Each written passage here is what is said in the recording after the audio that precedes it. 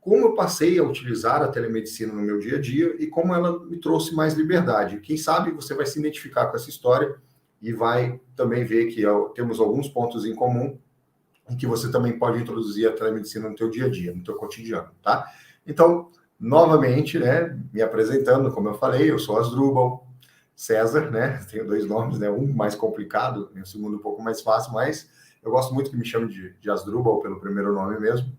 E eu sou casado com a Cris e tenho 2 filhas. Eu nasci em Santa Maria, Rio Grande do Sul, porque meu pai é militar e eu acabei morando em vários outros estados do Brasil, né? Então, entre São Paulo, Rio de Janeiro, Minas Gerais, e atualmente eu moro em Chapecó, Santa Catarina.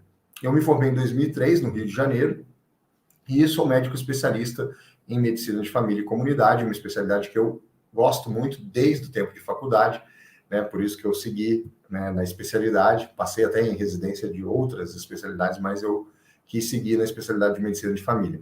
E nesses 20 anos de experiência profissional, eu já fiz plantões em hospitais, eu trabalhei no sistema público como médico de família por um bom tempo. Eu fui auditor, né, do estado de Santa Catarina, né, na questões relacionadas ao SUS. Eu sou professor universitário e eu também faço atendimentos no meu consultório particular. E teve épocas da minha vida que eu ficava muito tempo longe da minha família, né, por essa questão de trabalho, trabalhando em outra cidade, viajando, e aí eu perdia muito tempo na estrada, né, creio que alguns colegas de cidades grandes, né, como São Paulo, Rio, perdem muito tempo numa viagem dentro da cidade, né, e eu, às vezes, tive que me deslocar de uma cidade para outra que 70 quilômetros, 60 quilômetros, né, e isso me deixava muito tempo, assim, fora de casa, eu não gostava muito, né. Não costumava fazer plantões fora, né, e dormir fora de casa depois que eu constituí a minha família, eu preferi também não fazer mais plantões. Mas mesmo assim, eu tinha um consultório em outra cidade, eu tinha que viajar, isso me tomava bastante tempo. E eu só queria também ampliar os meus atendimentos, mas eu não queria ficar me deslocando de uma cidade para outra, né, que é a realidade de muitos colegas. Eu sei que colegas que trabalham em algumas cidades que são polo, né, tem várias cidades pequenas em volta, às vezes viajam para dar plantão ou trabalhar nessas outras cidades, tem consultório, ou vice-versa, né? Alguns médicos moram em cidades pequenas e vão para as maiores para fazer os seus atendimentos ou dar plantões. E eu também era assim, né? Mas eu queria ficar mais tempo com a minha família. Esse é o grande ponto, né? Para mim, né? Em especial depois que as minhas filhas nasceram. Aí eu comecei a procurar outras formas de trabalhar, né? Somente na minha cidade ou próximo da minha casa, inclusive. Eu sempre, no meu tempo de faculdade, eu até pensava assim, não, eu quero ter o meu consultório do lado da minha casa, né? E até mais ou menos é o que acontece hoje aqui.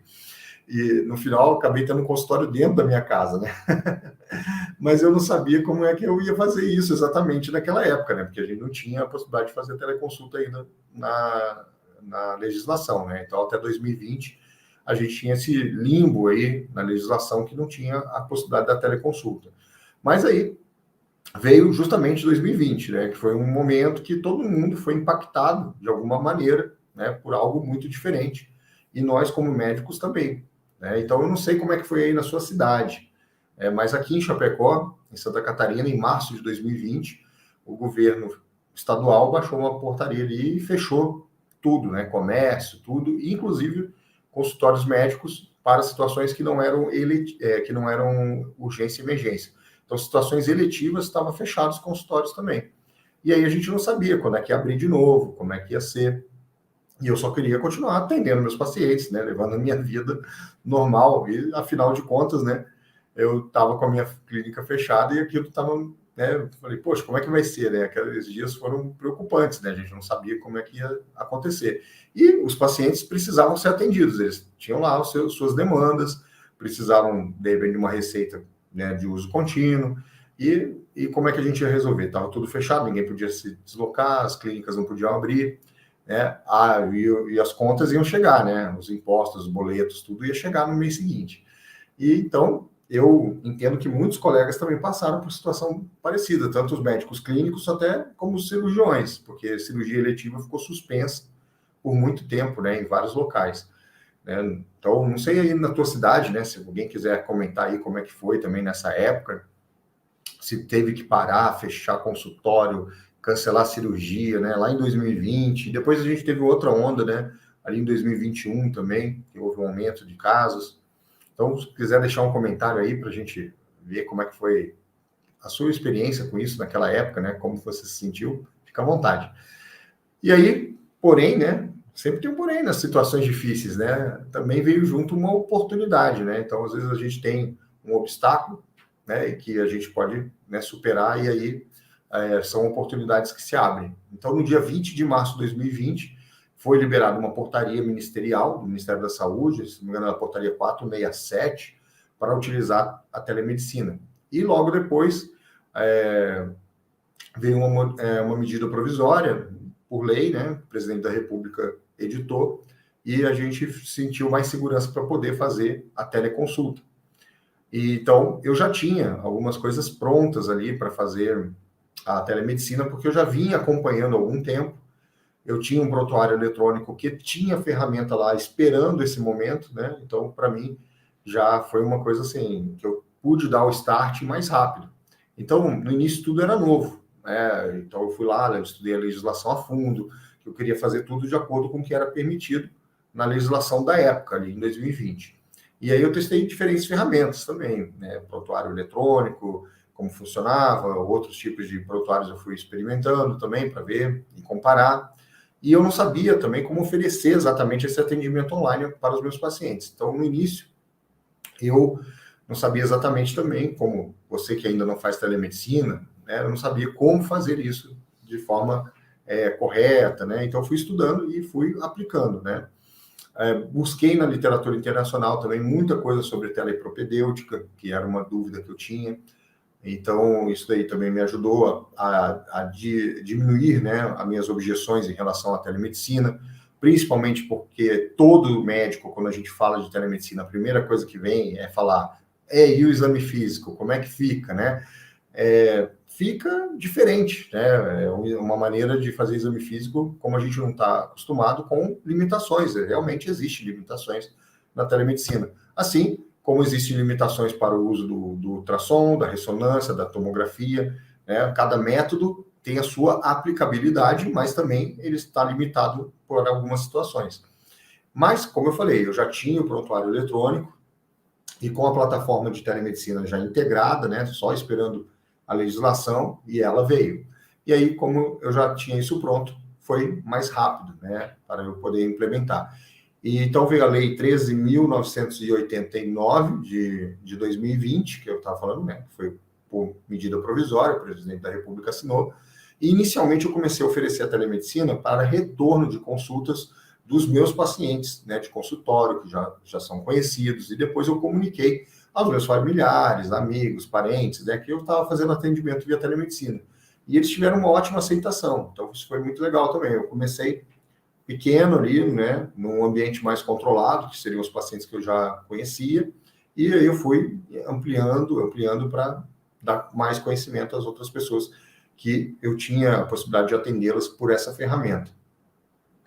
Então, a gente voltou às nossas atividades ainda ali, né, no finalzinho de março de 2020 para abril, mas os atendimentos presenciais, eles reduziram bastante. Eu creio que para vocês também que estão me assistindo, quem tem consultório, clínica, deve ter sentido isso lá no início. As pessoas estavam com medo, né, de sair de casa, de se aglomerar, né?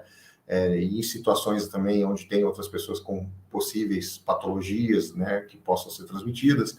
Então, o movimento, né, baixou bastante. A questão aqui é muito comum, as prefeituras, por exemplo, têm convênio, né, com o sistema de saúde, né, intermunicipal de saúde.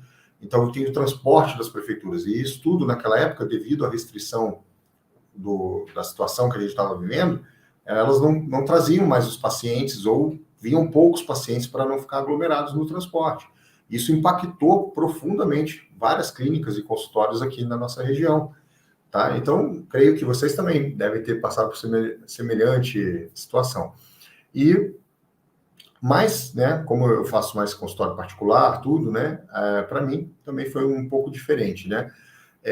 Para eu introduzir isso para os meus pacientes foi bem fácil, né? Porque é uma coisa de uma conversa com o paciente, explicar como funciona e quais situações que poderia ser usada a telemedicina. Então, a aceitação foi muito boa e assim por diante, como eu falei, fui divulgando.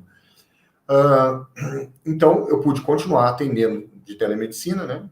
do meu consultório particular, eu comecei a fazer um sistema de consultório híbrido, com agenda de pacientes presenciais, alternando com telemedicina, e muitas vezes esses pacientes que eu sabia que ia ser por telemedicina, eu fazia o atendimento do escritório da minha casa, né? Então, um ambiente também controlado, seguro, né? Com respeito ao sigilo, né? A gente tem que ter também um ambiente, né, neutro, né? Que é interessante também. E aí eu pude continuar atendendo da minha casa, do meu escritório. E aí eu vi uma grande vantagem, né? Porque aí era só abrir a porta do meu escritório, do corredor, e eu já estava com a minha família. Então, isso daí para mim foi muito bom.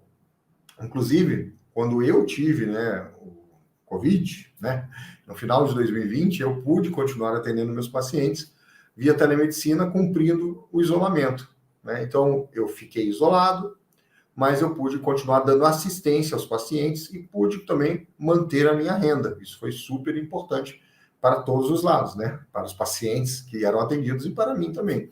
E também, claro, a satisfação de poder continuar sendo útil, tá? Então, eu pude dar continuidade aos atendimentos com essa ferramenta que eu, né, fiquei cada dia mais fã dela, conforme eu fui utilizando. Em julho de 2020, eu também recebi uma oportunidade para médicos especialistas em medicina de família fazerem atendimentos por telemedicina para uma grande operadora, né, de plano de saúde do Brasil, né, que imediatamente eu aceitei ali para começar a fazer esses atendimentos, porque era uma maneira de ganhar muita experiência, né? Então, eram algumas horas da semana que eu reservei na minha agenda para fazer os atendimentos dessa empresa. E aí foi uma grande oportunidade para mim, porque devido à abrangência, né, dessa empresa, eu pude ajudar as pessoas naquele momento que a gente estava vivendo de situação de emergência de saúde pública. Eu pude ajudar como médico, eu pude também ampliar os meus atendimentos, porque eu estava atendendo mais pacientes, e ganhar experiência de telemedicina pelo grande fluxo de pacientes de todo o Brasil que a gente atendia naquele momento. Então, foram atendimentos também além, né, das questões relacionadas aí à emergência de saúde pública e acompanhamento, por exemplo, de doenças crônicas, a teletriagem médica, então, direcionando o paciente dentro, né, do sistema de saúde daquela operadora de saúde, quem precisava de um atendimento imediato, quem era uma questão ambulatorial, e já definir até qual especialidade, né, ele precisava, fazer os devidos encaminhamentos, às vezes solicitar exames para adiantar o lado do paciente quando chegasse no médico especialista. Então, teve muita oportunidade naquela época ali para aprender, né, a utilizar essa ferramenta. Então, depois, né, dessa forma, que eu acabei atendendo também no meu consultório particular, prestando serviço para os operadores de saúde, e aí eu passei a utilizar a telemedicina na prática, mesmo com segurança, e fui ampliando meus atendimentos, tá? Então, eu também elaborei, né, com isso, uma metodologia de trabalho. E com o tempo, foi passando o tempo, alguns colegas me procuravam, né? Ah, Asdrubal, como é que você faz aí uma assinatura digital? Como é que eu mando receita digital? A receita vai ser aceita em outro estado? Quais medicamentos não podem, né, ser prescritos de forma digital? Né? Então, qual receita, né, não é aceita, por exemplo, de forma digital? E aí, outras perguntas, né, até também, porque muitos sabiam que eu já fazia atendimento particular também, de telemedicina. Ah, como é que você cobra a consulta de telemedicina? Né? Quanto você cobra? Né? É o mesmo valor? Né? E alguns até, né, como sempre, né, perguntavam, e o exame físico, né? Como é que fica a questão do exame físico? Qual o futuro da telemedicina? Né? Vai ser algo que vai ser viável? Vai continuar depois que a gente passar por essa situação? Então, eram perguntas de tudo quanto é tipo, né? E aí que eu tive um insight, né? Eu falei, pô, o pessoal está perguntando, eu tenho uma maneira de fazer isso. As pessoas me perguntam pontualmente, mas elas não sabem o processo inteiro, como é que funciona tudo. Às vezes eu vou lá, soluciono uma dúvida dela, né? Ok, solucionou aquela dúvida, mas ele não consegue introduzir a telemedicina no dia a dia dele, porque ele não conhece o processo como um todo. Então, né, depois de várias horas aí mergulhado, né, estudando a telepropedêutica, a legislação, as plataformas e ferramentas, modelos de atendimento, Aí, aliado também à minha experiência que eu tinha ali de professor de semiologia, né, eu estava dando aula na época na Universidade Federal da Fronteira Sul e também na Universidade Regional Comunitária de Chapecó, a qual ainda sou professor, né? Eu, né, gosto muito da matéria de semiologia, e eu mesmo, como professor de semiologia, lá atrás eu me perguntava como é que vai ser possível fazer uma teleconsulta, né? E depois eu fui vendo que existe, né, a maneira de fazer isso. Então, eu pensei, poxa, eu posso ajudar mais aí meus colegas médicos também a usufruir dessa ferramenta que é tão boa, que é a telemedicina.